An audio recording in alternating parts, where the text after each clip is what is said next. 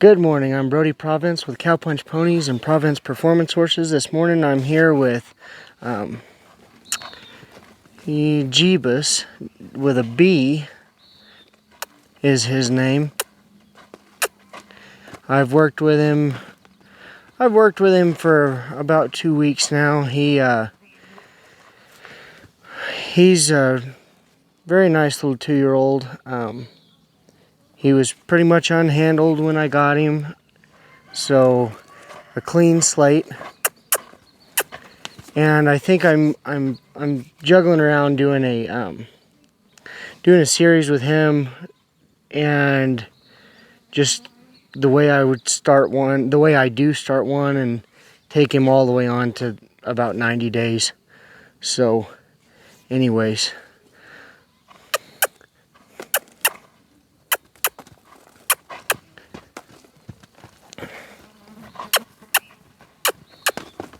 He was, when I first started, he was pretty flighty and just kind of altogether pretty scared. One of the things I really like to do is just hit the whip on the ground, because I want it to mean nothing when this whip's being scary or whatever. I'd rather it mean nothing than mean something. I want a cue to mean something, like if I point or I kiss. Those are cues. I want the whip to be the opposite of a cue. I want it to be basically meaningless. Not really meaningless. I'd rather it mean, go ahead and stop and think. Let's think through this. So, like, a lot of times I'll let him move around right here and just keep hitting it on the ground, because I want him to find the answer. And the answer is going to be, stop your feet. If he stops his feet, I'm going to stop the whip. And I do this with all of mine, every single one of them. And this is where your timing and your patience is very important. A lot of time I see just mindless running like this in the round pen, and this is how I overcome that mindless running, where they're just kind of running and running and running, and there's no real point to it, and that happens so often. So my deal is I want him to think and find this answer, and I might even help him. I might even back up a couple steps and just have it where he's got to go back and forth. There, he stopped, he's licking his lips. I'm going to go ahead and take a little bit more pressure off, give him a really big release. There, he's licking his lips again, shaking his head. I don't know if you guys can see that from the angle that I've got the camera, but I'm going to give him just a little bit longer, shaking his head again, putting his head down, breathing. So, like I said, one of the important things for me is for him to be able to stop and think. So already he's a lot quieter right there than he was a minute ago. But like I said, maybe I can find a spot where you guys will be able to see his reaction. And you gonna get in the blind spot? Yep. So I'm sure he's in a blind spot. That's pretty typical. He's moving around. I'm gonna go ahead and stand over here where he has to find a place to be that's hopefully in the camera. There, he stopped. Just take a little bit more pressure off.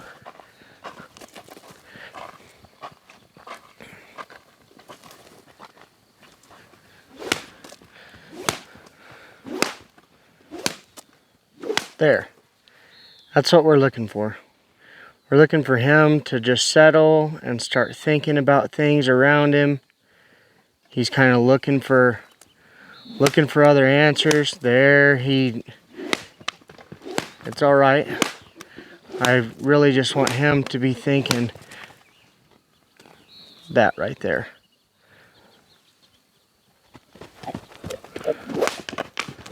So when he starts moving his feet again, I'll start. There we go. There's a good lick and chew.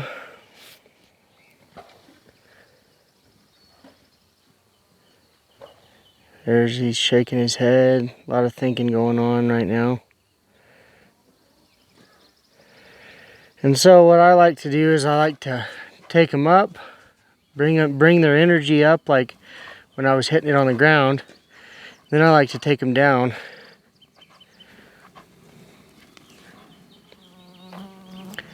You'll notice that what I did right there is basically I took it away when he acknowledged that it was there. And once I get to his shoulder, and then I can just throw it over him a couple times, let all those little jitters go away. Once they do, then I'm gonna go away like that. Because like I said, I really just want to encourage him to think about this, think about everything I'm doing whenever he's going the other way. It's a great opportunity for me to hit the whip on the ground again and get that mind working. Really, he's a really nice colt. He like I said, he was really flighty when I first started working with him, and that, like there, you notice I slowed my whip down, and there's a good looking chew. But this is night and day different just from 2 weeks ago, and I wish I would have started 2 weeks ago with the videos, but we've recently had another baby, and so we were pretty occupied. We had a lot going on. Anyways, that little boy, by the way. So like here, I'm just going to encourage him to think about things, and I want to give him a chance to, you know, I don't want to just walk up here and start throwing this all over him. I'd rather give him a chance to think for a second before I do, because it'll encourage him to get the wheels turning in the future. And like there's a good looking chew. I believe that this little colt is for sale. I will look into that a little bit further, but I think he's going to be a pretty nice horse. He's out of Good Buy Blazin, I believe is his name. There you go. So whenever I've got one that starts really paying attention to me, and he's not trying to leave, he's just hanging out, and the past couple days he's kind of been hiding this side from me, and that's a lot better, but you can see he still kind of likes me on this side, and so that's all right. I'm not gonna hold him over where I can't get to this side. I'd rather him make that decision. When he makes that decision, I'll kind of give him some space, because that's him making the choice to let me on this side. Whenever he does that, whenever he moves his head around to the other side, and you know, you can use whatever tools you want to. It's just like DeWalt versus Milwaukee when it comes to a stick and string, a long lead rope, an actual rope, a cotton rope, whatever. They're all just tools, and I prefer a stick and string because it gives me a lot more control of where I place it, and it kind of gets me out of reach, so to speak. And really, a lot of the stuff that I like there, when he started moving, it's another opportunity for me to create this cue that whenever he hears this scary stuff, he stops his feet and he starts to think. And there he's slowing down. There, he stopped. And I'm going to wait for him to lick his... There, he wanted to shake his head a little bit. I'm going to wait for him to lick his lips before I do anything else. But I'm almost done with him for today. I'm going to put the lead rope on, and I'll put that lead rope around his belly, around his flank, and kind of do some more things that I think really preps him for taking a saddle, and that's beautiful. Look at that. I love that. So like even there, I could just walk up, you know, and put my hand on him, but until he really made the decision, I'm just gonna hold off. And like there, he's leaving, so guess what? I get to use my stick and string. And like I said, it's a tool, so I try to use my tools wisely and when I need them.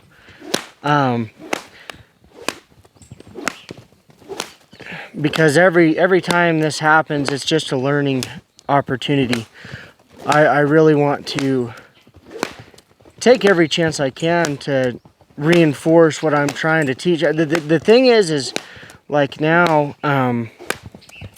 any horse you work with, 100% of the time, you should be thinking about what you're teaching them. Because not necessarily, like I prefer to say teach, because really it is like teaching the ABCs. It's, you've got to be thinking in your own way, whatever way it is, that there's steps to teaching your horse how to be a good partner. And it is a partnership, 110%. I often see, you know, let's just touch on bits really quickly and hackamores. But I so often I see somebody throw on a big leverage bit with a big curb, you know, not big, but a pretty bitey curb chain. And they're using that leverage to stop their horse versus communication. So like even here, I could put the lead rope on him and physically stop him, or I can get him to think stop. And by doing what I'm doing, I'm allowing him to go as long as he wants to go, okay? And my deal is it's going to come down to my timing. So as soon as those feet stop, and I kind of listen for it, but as soon as those feet stop, I want my whip to stop. And like I said, you know, there's a lot of different ways to do things. I just prefer to focus on thoughts over actions. So, you know, a lot of people would be focused on the fact that he's just moving around right now. I'd rather focus on what he's thinking. Like now, he's slowing down.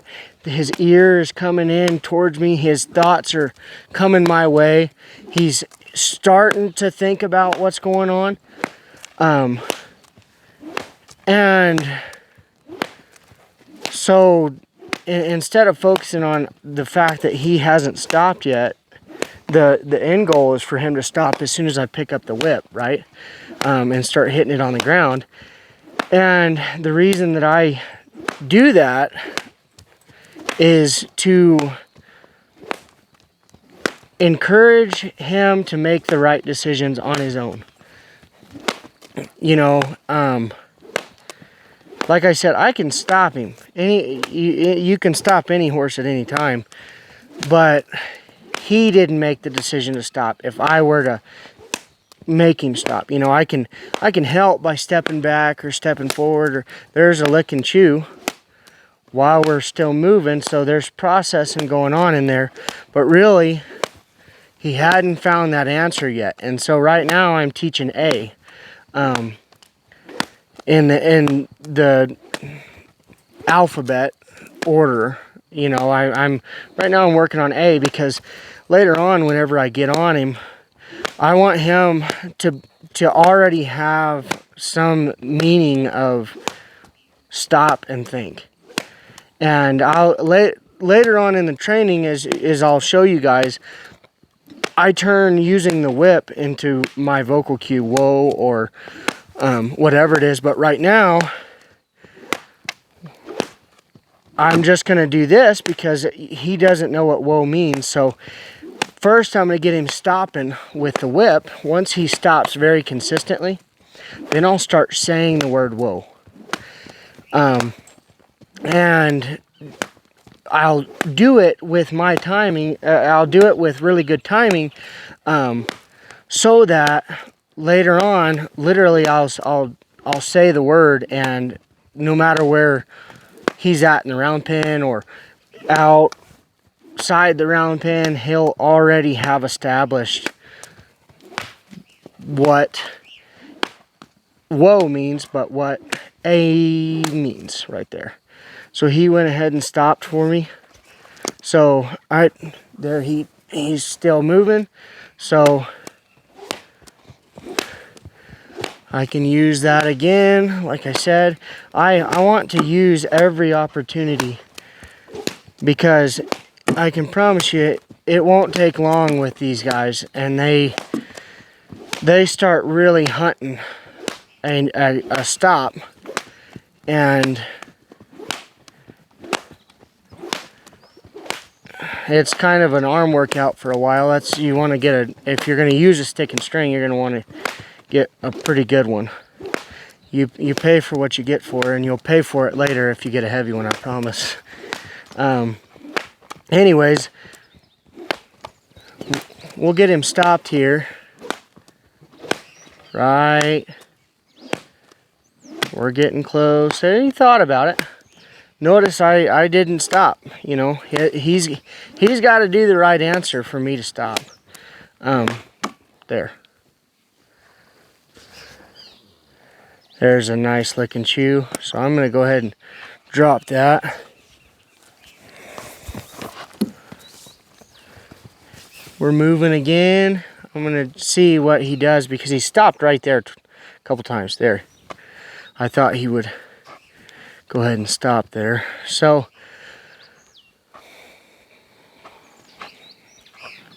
I want him to come to me, not me to him.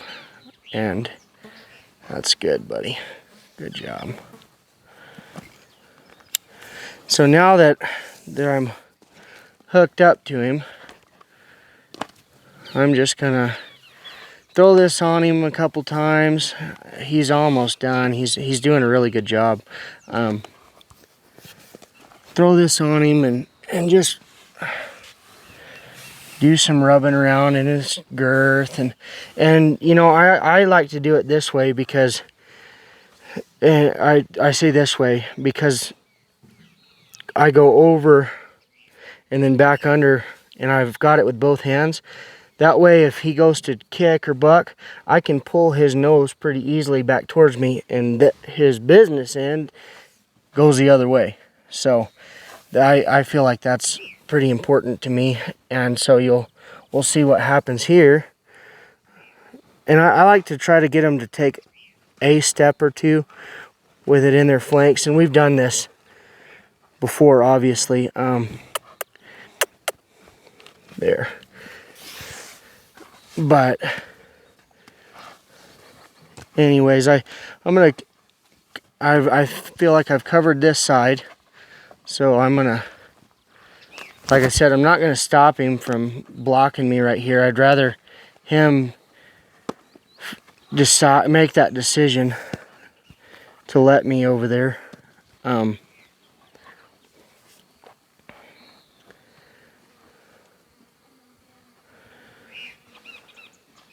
And I kind of call it, there's a little pocket right here that once you're in, like there, you're pretty much, he let me in, right? He made the decision to say, okay. So, like I said, I like to wait and give him time to make that decision. And I do all this stuff with every colt, because I think I'd rather him be prepared to be able to take the saddle, me to touch him anywhere. Like when he first got here, and most of them come in, whenever I touch their flanks, they get real tight. And maybe tomorrow we'll do some other fun stuff. But anyways, this was Brody Provence with Cowpunch Ponies and Provence Performance Horses. We're super thankful you guys stopped in to watch, and go ahead and if you will subscribe and like our videos and give us a little feedback on what you're thinking. Anyways, thank you. I'll try to continue to do some more of these videos with Jeebuss here. That's Jeebuss with a B. And we'll see where we're at 90 days. Thank you.